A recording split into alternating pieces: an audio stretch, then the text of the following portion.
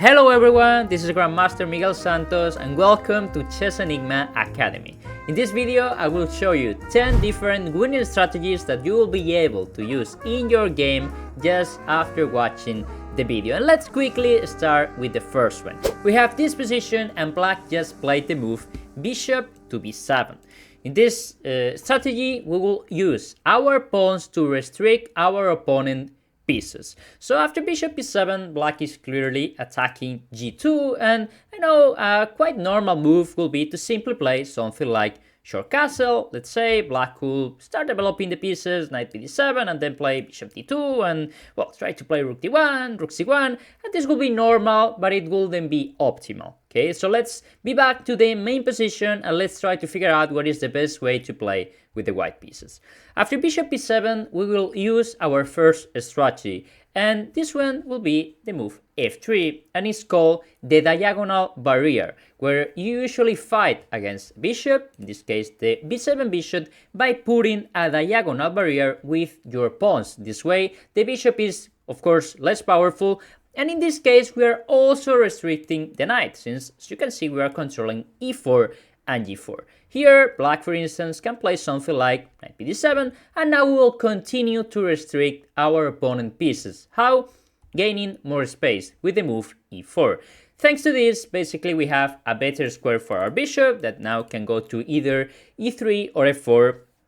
Also, this guy almost doesn't have any decent square. It cannot go here, not here, not here. It can go here, but we don't really care about that. And as we can see, also the bishop on b7 is quite poorly placed, and it doesn't really have anything to do on b7. Well, black could continue with something like, let's say, a6, and now we have a better square for our bishop on e3, and we could finish our development with something like king f2, rook d1, rook c1, and all of our pieces will be greatly placed. So basically the first strategy is restrict your opponent pieces with your pawn, and in order to do that there is many different ways, and here we learn the diagonal barrier, how to fight against a bishop, and in this case we're also using one that I call defense, which basically is using the pawn to restrict the knight.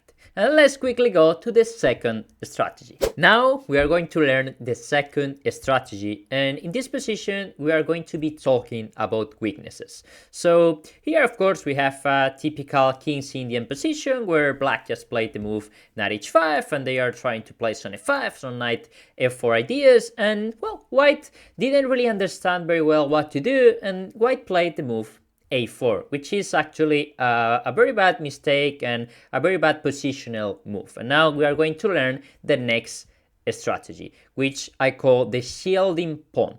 The shielding pawn is a move that we of course do with a pawn, and the idea is to control one square to be able to give a nice square for our pieces, in this case for a knight. For instance, a really great square for our knight on d7 could be knight c5, right? c5 will be a wonderful square, but we cannot really play knight c5 directly. Why? Because white could play something like b4, we'll lose a tempo, and then white can continue playing something like a5, and we simply wasted a couple of tempos and help white plan, right? So in this position, to use the shielding pawn, we will be playing a5.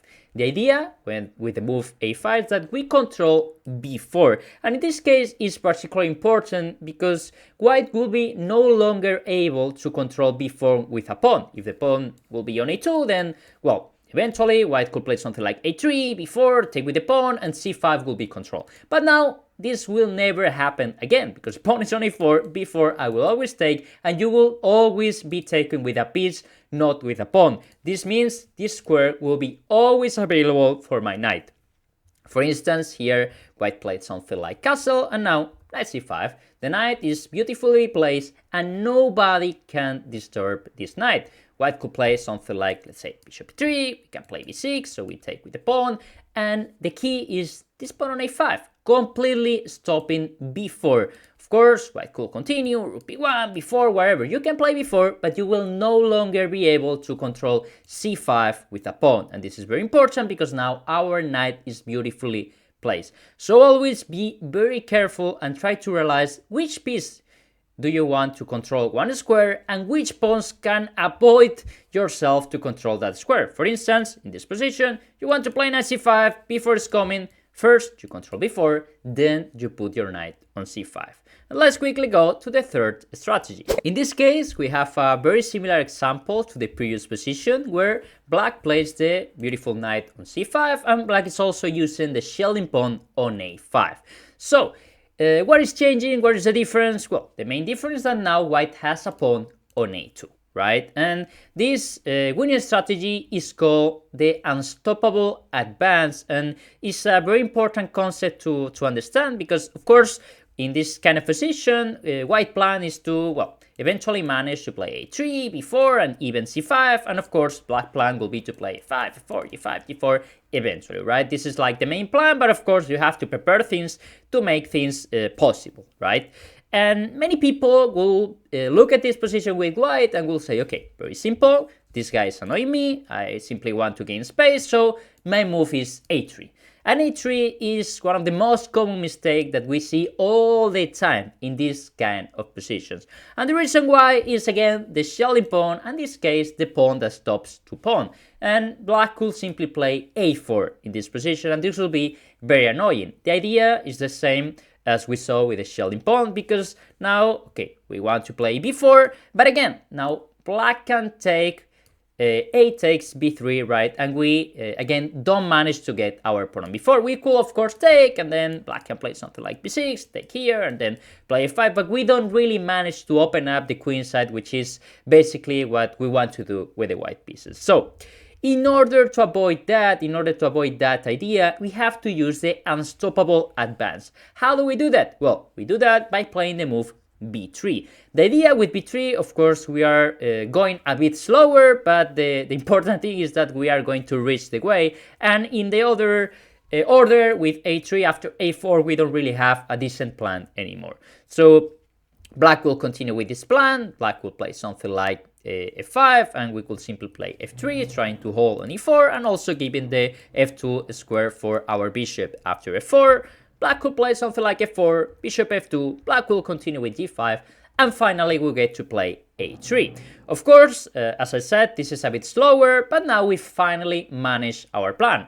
A4 is no longer a threat because we can simply go b4, and this guy is finally kicked out from c5. So black could play something like h5, and finally we managed to play b4. We managed to get this guy out, and we will manage to break on c5, and we'll have a typical, very complex fight in the King's Indian position. But the key to remember is the unstoppable pawn, the unstoppable advance.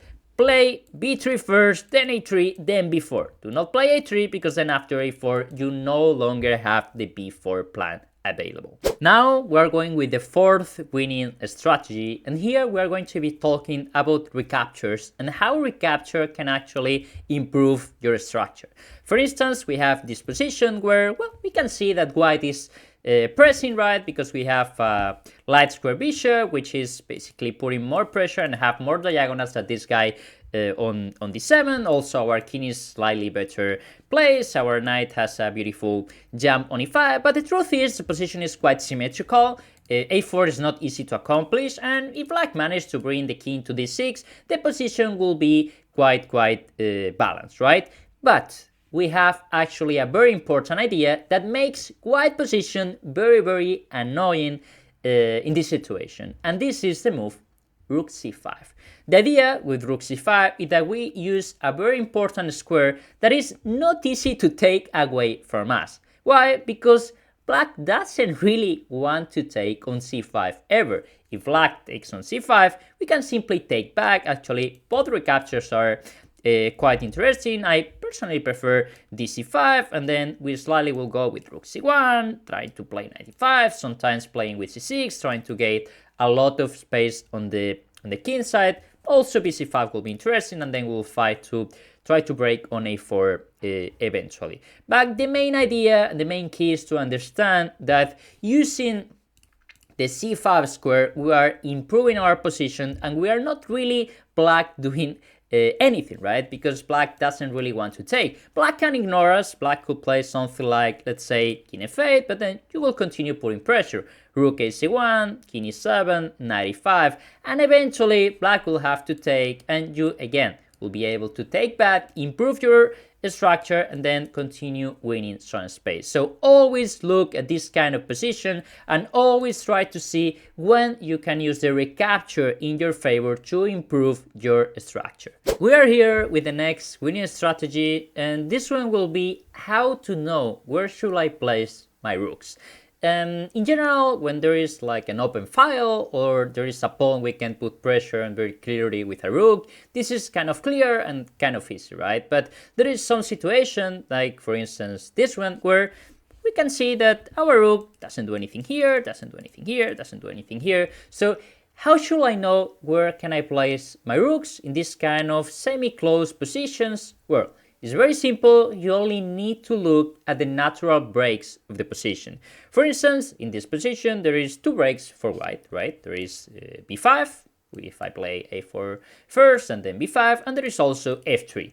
And well, we should consider which one of those breaks is better for us. In this case, f3 doesn't really have so much sense because it's only waking up the e3 pawn and it doesn't really bring anything good for our position. So our main break in the position will be b5. And once we know the break, we know which files are gonna get open for our rooks. And if I play, for instance, well, if I play a4, let's say black plays something like g6 and I play b5, it's clear that the b file will be open, and it's also quite clear that after a take, the a file will be open. So I will not play rook ab1 here. This will be a slight mistake. Why? Because the a file is also gonna be open, and actually the best choice here for black is to play rook a8.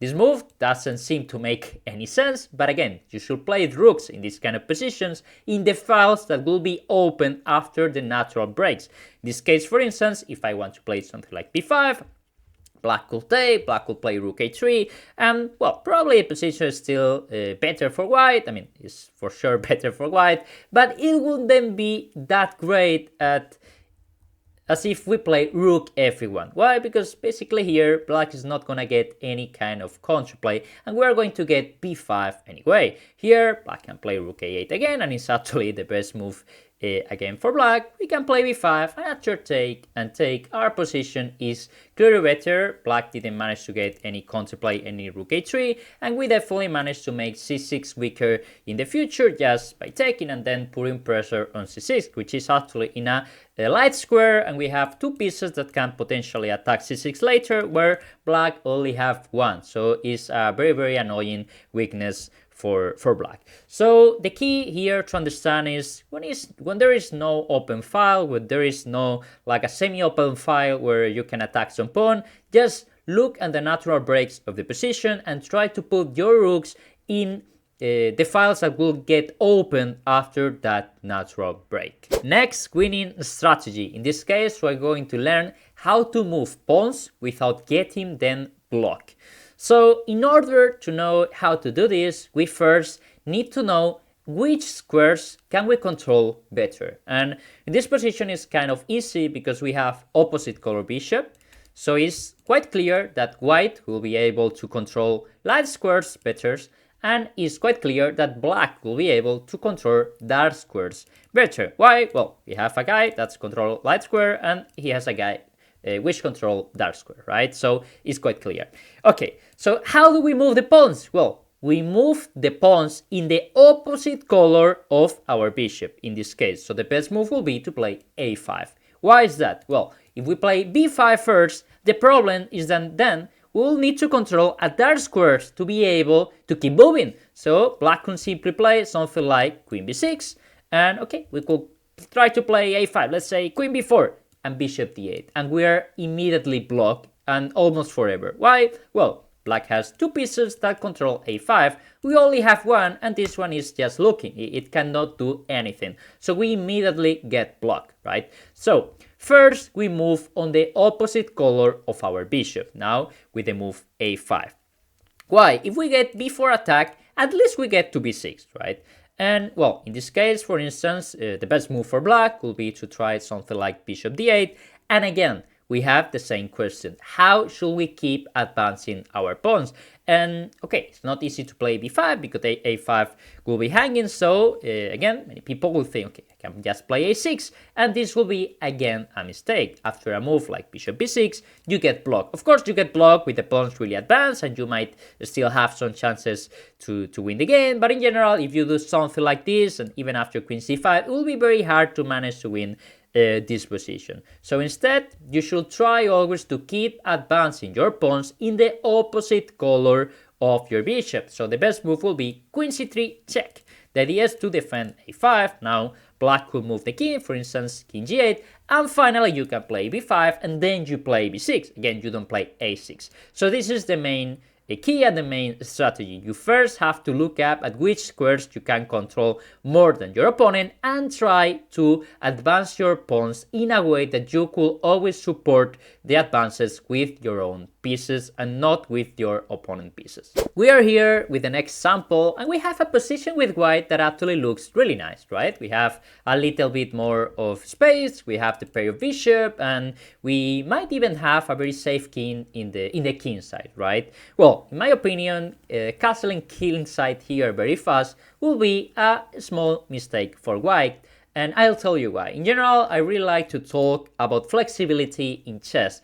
With flexibility in chess, let's say we try to keep as many options as possible. We try to hide our ideas from our opponent. And if we play short castle, it's quite clear where our pieces are going to be, right? Especially the king, of course. So in this position, actually, the best way to play is to keep flexible with the king. Why? Because actually, our king might not be that bad placed in the queen side. So I would really like the move queen e2. Our queen is going to go to e2 almost anyway. It's probably the best square for the queen in this position. Here, black can play, for instance, bishop d6, and we still keep flexible with the move bishop d2.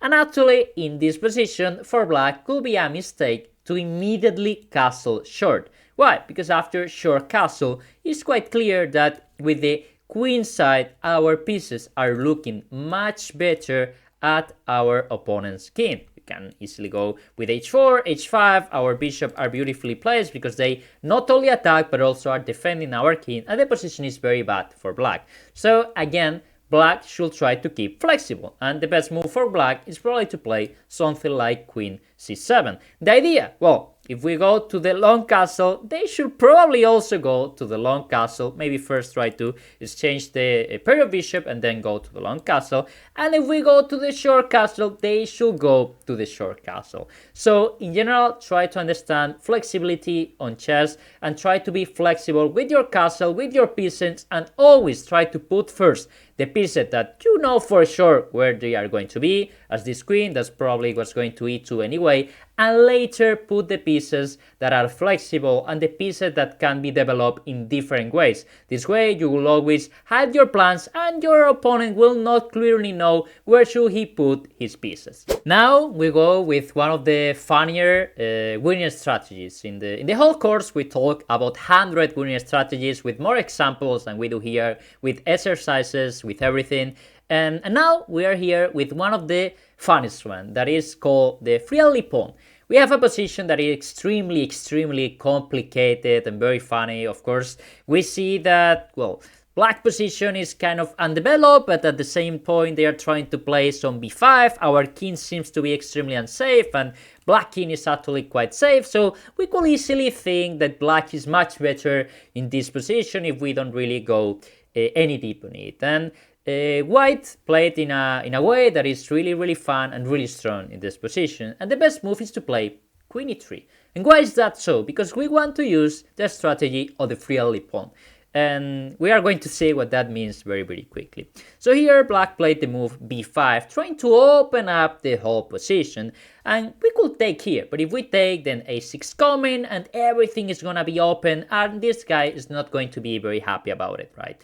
So here, what white did was to play c5, trying to keep the position as close as possible. Here black tried to continue open, and here we keep closing.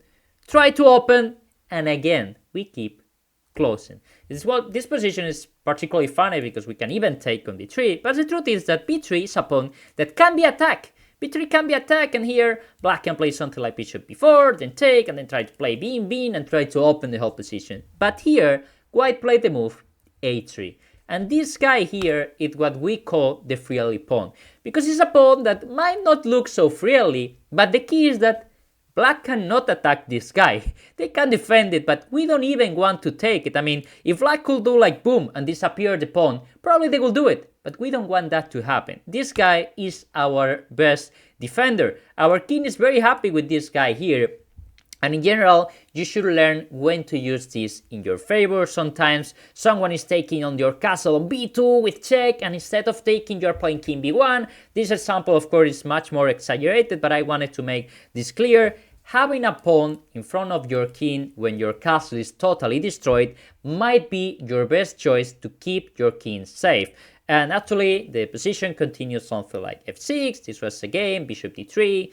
Take, bishop b7, f4, and at the end it was white who managed to create the better attack, because somehow this guy was just like another pawn in white castle, and it had even a better effect because black cannot sacrifice over this pawn, and this is extremely important. So I hope this is a fun example, and I hope you enjoy it and use it in your games. We are here with the next example, and in this example we are going to learn, of course, a new winning strategy, and this one is called fix your opponent's weakness.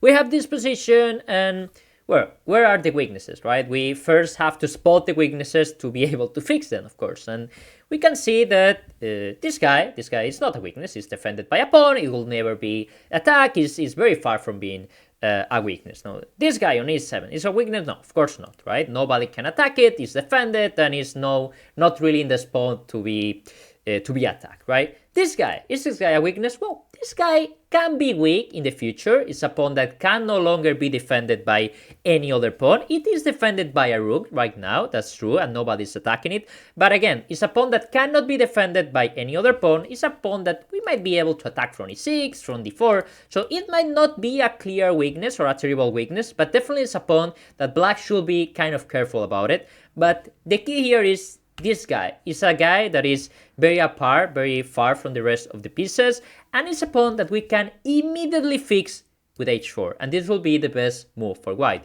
Why? Because we create a long-term problem with black, which is the pawn on h5, which is a pawn that we can easily attack with bishop e2 all the time, or with knight e2, knight f4, and bishop e2, and it's simply something that will keep in black position forever, and they always will be needing to defend, or basically trying to be very careful about not losing the pawn, and this is very annoying.